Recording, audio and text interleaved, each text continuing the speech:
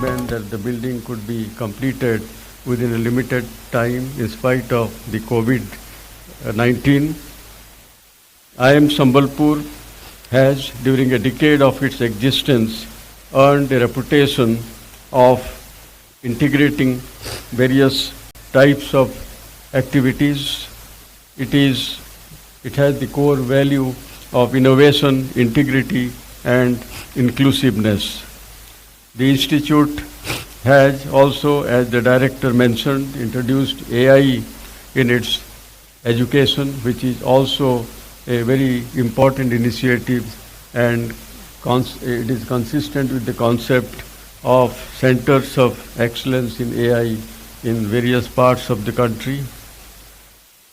I compliment the IIM Sambalpur for launching the entrepreneurship program for the master weavers of the Western Odisha. This initiative provides a vital support for business growth and brand building and weavers of this area.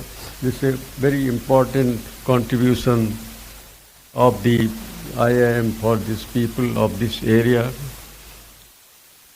When the director was mentioning about my academic achievements, UK and so on, and of course Delhi School of Economics, but I would like to say that I studied here only in Sambalpur, in the GM college, so the foundation actually laid here. So it is very important for you to know that even if you are at a small place, though of course the IIM is not small, the infrastructure is not small. I think this is the best of infrastructure and very comfortable living, which many of us, and as many other distinguished speakers also told, most of us didn't have that privilege, but it can take you further in future of your life. Furthermore, IIM Sambalpur it not only has world-class infrastructure, it is also situated in a part of this country which is nestled with history and heritage. The presiding goddess of the area, Ma Samleshwari, is not very far from here. This is also the land of Veer Surendra Sai, who had fought against the colonial rule much before the 87 War of Independence.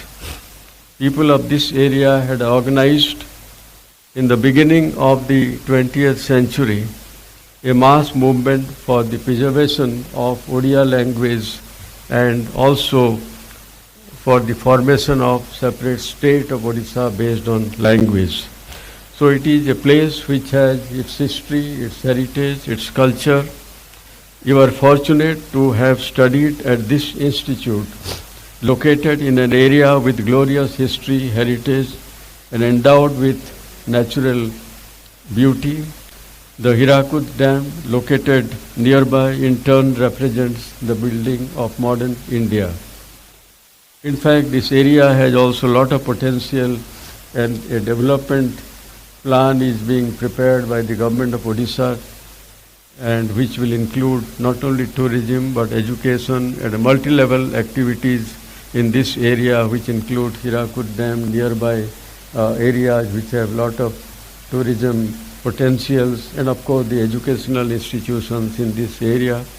So in fact, we are going to have a discussion this afternoon on the development of this area, its potential, and how to utilize it to build tourism and other activities.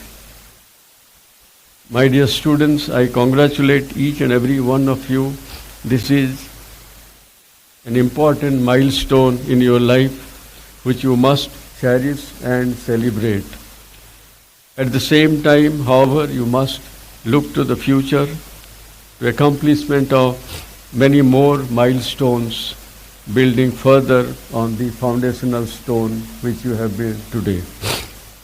Also remember, what you have achieved today is an outcome of not just your own efforts, but also the contributions of your parents, teachers, and many others around you. Your knowledge, you should acknowledge their contributions. Always remember that no person is successful just by himself or herself. Today I wish to speak to you on the theme that directly impacts your future, opportunities and challenges in the current geopolitical and economic context. All of you know that the post-COVID world is different from what it was before. Much has changed since then. There are uncertainties all around today. They are much more than earlier time. The impact of COVID-19, which was unprecedented disaster engulfing the entire world. When a disaster takes place, it affects a part of a country, a part of a region like earthquake and cyclone and so on. But the COVID-19 was possibly unprecedented in the sense, at least for a century, that it affected the entire world at the same time.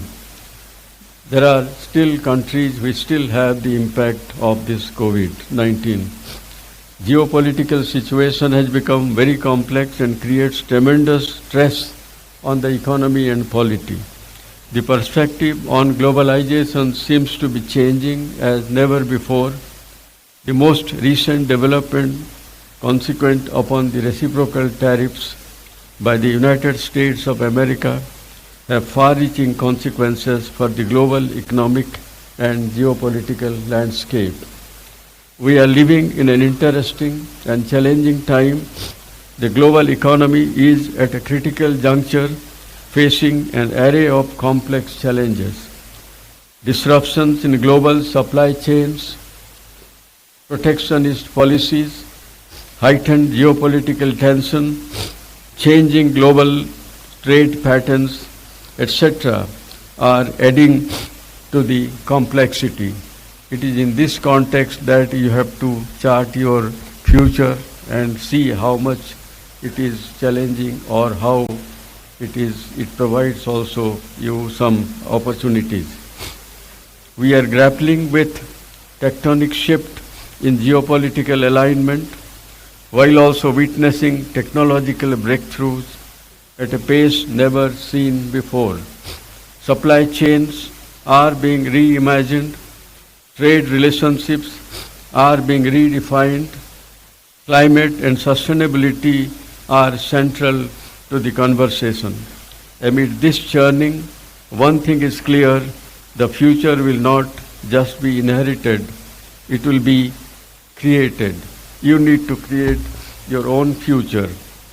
It is in this situation that India has to chart its development journey. It is in this situation that you have to see how you can shape the future. Professor Jaiswal said there are 60% women students here, 50% men. Of course, he mentioned also we would like to see how we can increase the number of boys. But I don't think it is necessary because everywhere else we talk about women reservation, whether in the legislature, whether elsewhere. So if there are more women students than men, I think it is a good thing, and they have all come by merit, not by any reservation. So I think we should encourage more and more, and also world over, as Mr. Garg also will say, because women participation is extremely important, and lot of studies, economists and ILO, all of them talk about women participation. It is still much lower in India than many other countries. So I think we must encourage them to come more and more. And doesn't matter if they are 80% also, because they will. We are in Amrit Kal. Our Prime Minister had laid down a grand vision for India in 1947. Far-reaching changes will be taking place for India and the world in the coming decades. Some of the numbers were mentioned by Mr. Garg, how he said how it will become 30 trillion economy and how we have to build something which has never been built during the last so many centuries and decades. Prime Minister wants all of us to take the country to the next level through the process of reform, perform and transform. In this endeavor, all of you will be playing a very, very critical role in ensuring that India becomes a developed country by 2047. So next 20, 30 years when you work, that will be the most crucial period not only for you but also for the country. Today, India is having a good standing globally and it is shaping both by internal transformation as well as shifting global dynamics. Internally, on the one hand, growing economy, young population, expanding infrastructure and technological advance form our strength. Globally, India's geopolitical influence, strategic partnership, diaspora communities, soft power in terms of global influence, etc., highlight our country's growing influence. India has several strengths. I would give a few examples. Some of these were mentioned by earlier speakers. India has become a global innovation powerhouse with over 100 unicorns. We are the third startup ecosystem in the world. In fact, yesterday when I was in the flight from Delhi, next to me was a young man sitting next to me. He appeared somewhat familiar. Then he introduced himself. He was studying in Bulla the engineering college, Veer Surendra Sai Engineering College, Bulla there. He said he and some of his friends, about 7 of them, had met me in 2017 when I had visited. I was at MCL. They had come and they met. That time I was surprised. They said they are working on building rockets. So it was those days not very easy to understand that they are building rockets, Bulla Engineering College. They say they are building some small one. They wanted some help, that if they can get some help from the ISRO space. So when I went back, I told the Secretary Space, and they very sincerely interacted with them and gave some help, some project and so on. So what he said, that much has changed last 7 years in all of their lives. He said he would have, through campus placement, he would have joined Infosys or some such IT company.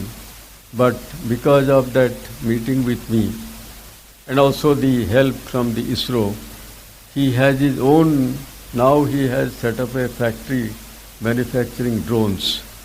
So he belongs to Bulla only.